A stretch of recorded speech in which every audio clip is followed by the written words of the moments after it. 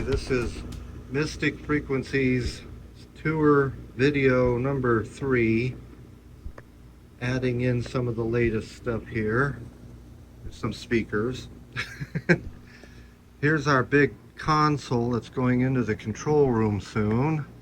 Finally dug it out of the road case. It's really big and really heavy. 40 channels, about everything you could think of. It's a Soundcraft K2. Got MIDI. What a good mixing console. And over here is the Rhodes 54, which is the ideal Rhodes when you move them around. Small and doesn't weigh that much.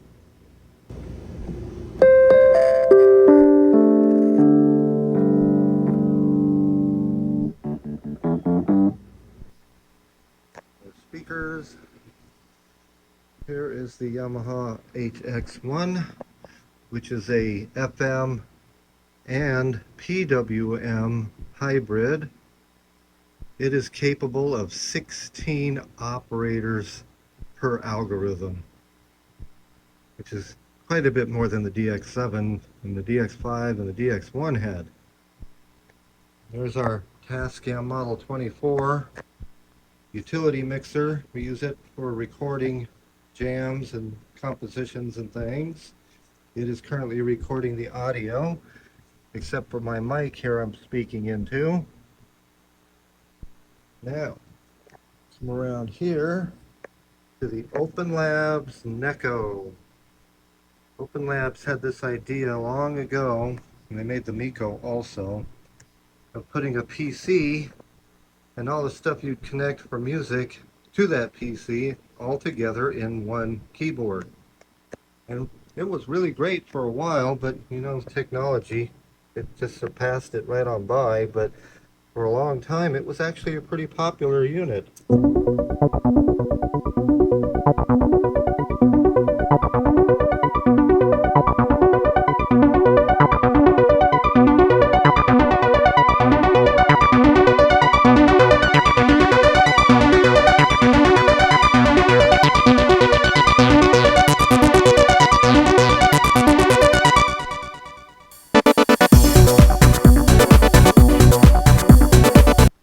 That's that.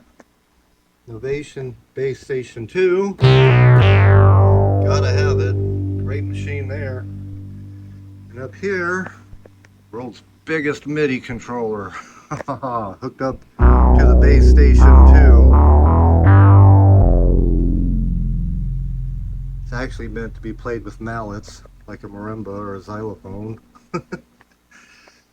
Korg monologue, small but powerful. It's actually a really cool little unit there.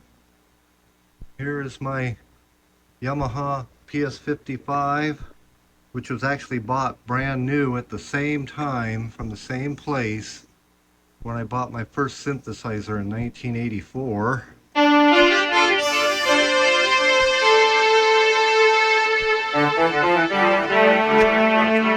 It's actually really good for a Casio all-in-one type of keyboard.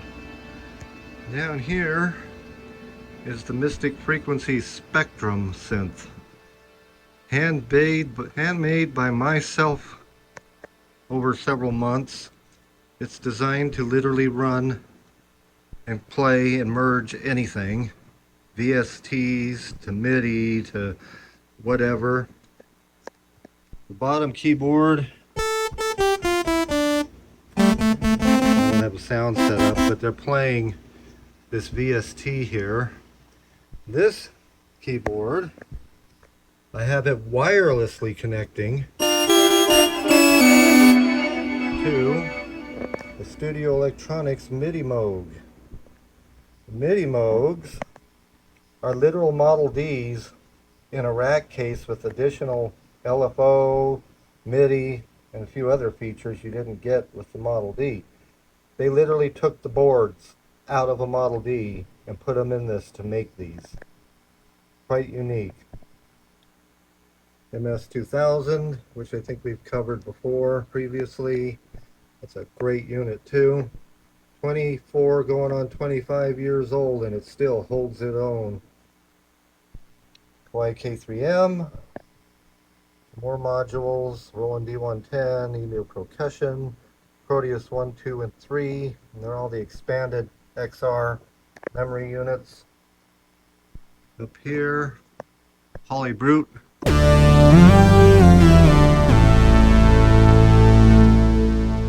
Really good keyboard right there.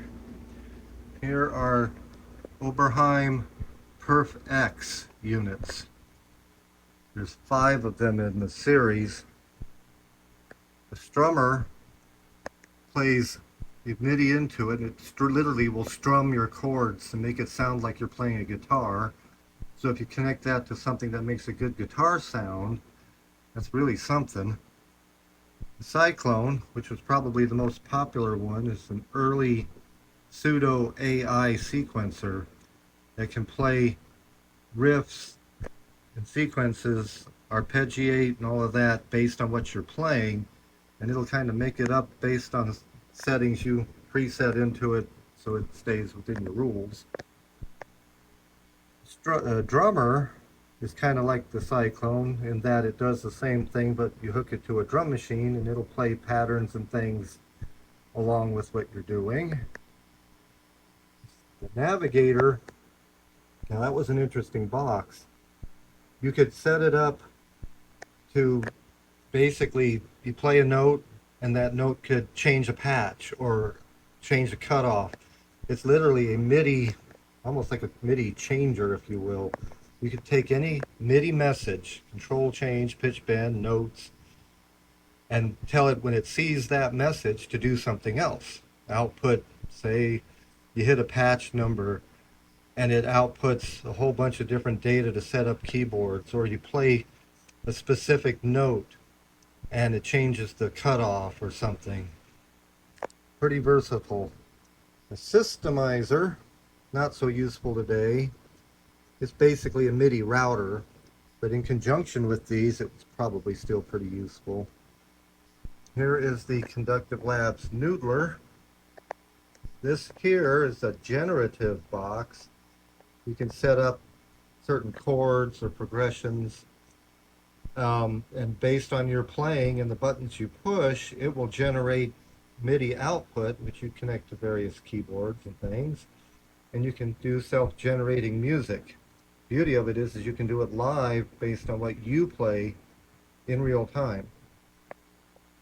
And Sonic Fismo, old but still a very cool sounding keyboard.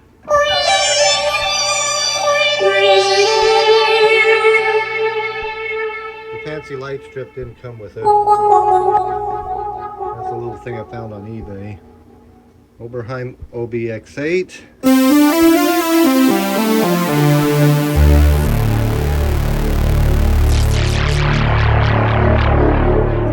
Nice having aftertouch on an OB that emulates all of the old OB series keyboards and Oberheims. Matrix Blue Noir, I think that's how you say that. This was literally brand new for $900, which is why I have 2 of them now. My original Matrix Brute.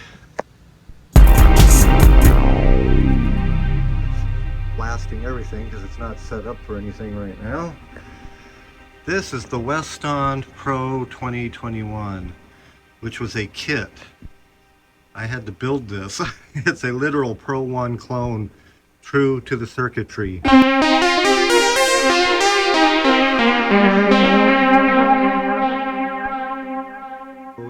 Matrix Brute 2, which, believe it or not, has a really good aftertouch.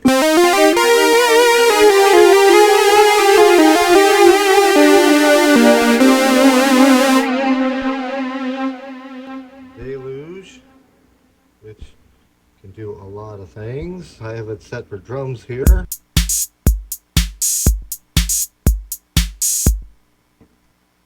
Innovation Peak, which we're all familiar with.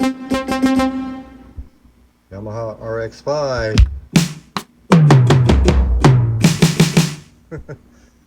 Roland TR-8S.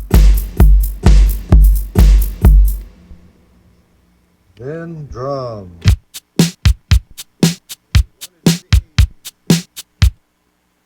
This down here is the Marauder Nova, which is definitely 70s and 80s. All the sounds in it are Giorgio Moroder.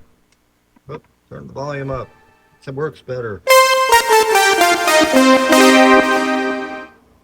And up here, Novation Summit, which we've covered before. Then the Waldorf Quantum.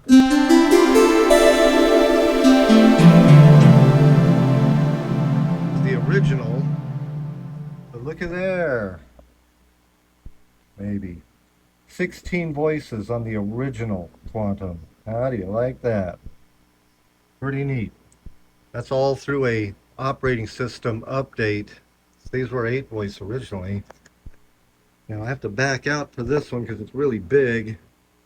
That is the Schmidt 8 voice, which is probably the modern day mother of all synthesizers nowadays, which does way more than I'll ever tackle. Right now I've set it up to basically make thunderstorm sound.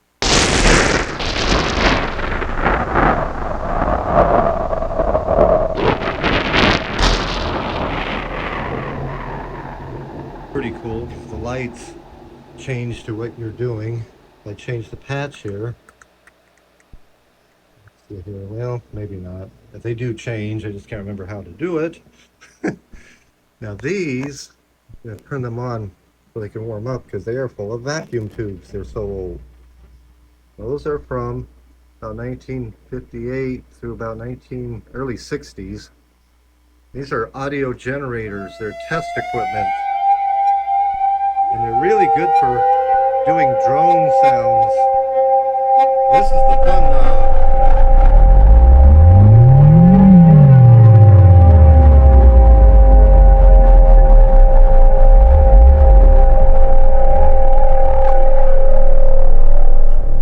There's that.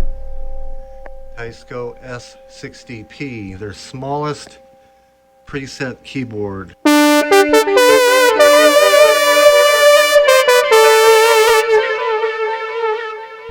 Factory aftertouch, licensed by ARP. The S110F Teisco.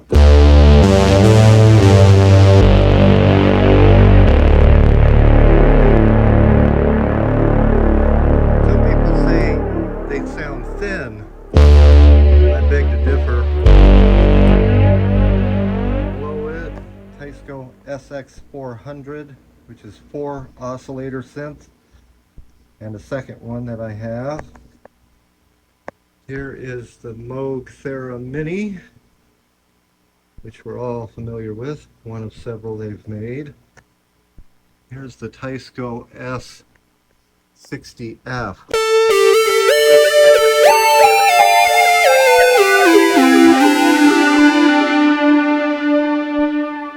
Below it, the Teisco 100F, which I don't have hooked up right now, and its Kawai counterpart 100F.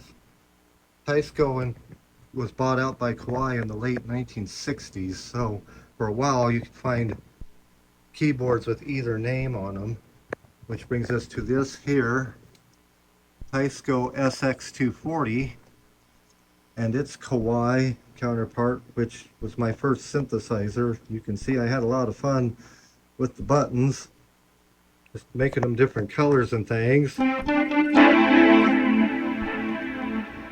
Teisco SX210. Down here is a couple of Teisco 100Ps. Very similar to the Roland. I guess one of the Roland, the first 2 Roland synthesizers were based on having these switches up front for the presets. Here is a Korg KPR 77 drum machine. Basically sounds like a cha-cha box, but you can program it, which is nice. The little JP08, which is connected to this unit down here, which is the microcosm. So it gives you kind of AI regenerative sounds on basically what you play.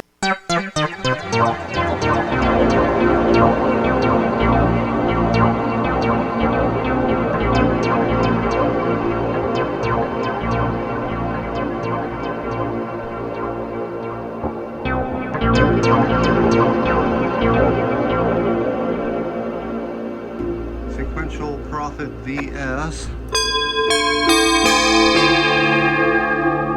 It's actually a really good vector keyboard. My second synthesizer ever, the Kawai K3.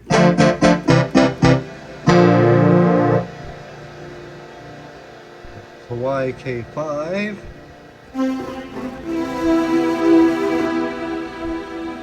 Korg Trident Mark II. This was the follow-up to the original Trident, which I forget what all it added. It added more memories and it changed some of the knobs to full adjustability instead of switches. And that's about it for the new additions here. Tune in next time when we show you the next additions.